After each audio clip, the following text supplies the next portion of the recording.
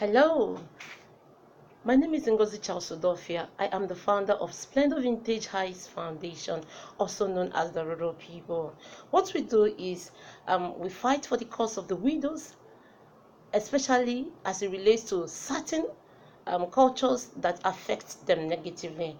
We live in a country where some cultures do not allow the widows to remarry.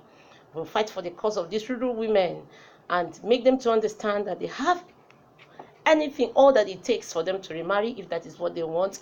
We also advocate for the cause of the orphans and the vulnerable children in our midst. What we do is that we go to these rural areas and we talk to rural women and we empower them. We bring packages like health, like we've done a program that has to do with malaria and HIV screening, where we came with malaria drugs and came with counselors that actually talked with the ones that were HIV positive, and we are referred to the general hospitals for further treatment. So we do all these things at the rural places, and we empower these women, especially as it regards to their rights to live the kind of lives that they want. Most of them had been told that they can't remarry because of tradition. A lot of them has been told that they must do female genital mutilation because of tradition, and most of them are stigmatized if they don't follow these cultures. And so we put our feet to say no, we will not support such cultures, and we call on all the persons that are involved that can really help them to stand out in order to be sure that they don't do this. And we also do what we call community development sensitization programs. We visit the local chiefs, the custodian of these cultures, and we make them realize why it is important for these women to be free from these obnoxious and obsolete cultures. We visit them and we sensitize them. We make them realize that these women have all it takes, to stand out, though they be at the rural places. And so most times we visit these chiefs and we try to talk to them. We try to talk to the local council chiefs, the village heads, the people that are really the chief custodian of these cultures.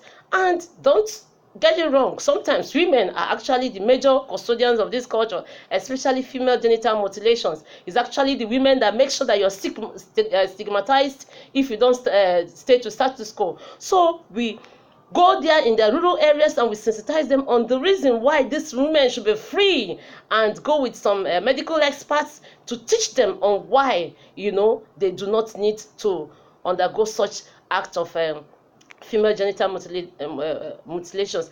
We also have programs for the traditional birth attendants. Most of these people at the rural areas, because of culture, they are forced to go to places where they must have their children, else their husband will ask them to go.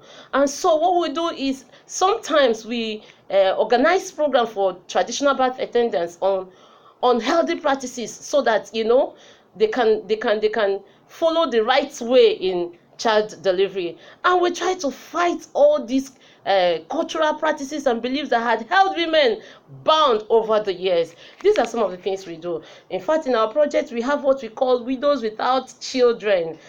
These are widows that, because of the culture, they don't have children because they cannot remarry by tradition and culture, and so they have just lost their years and they're just living life hoping for the day they will die. We have programs for this.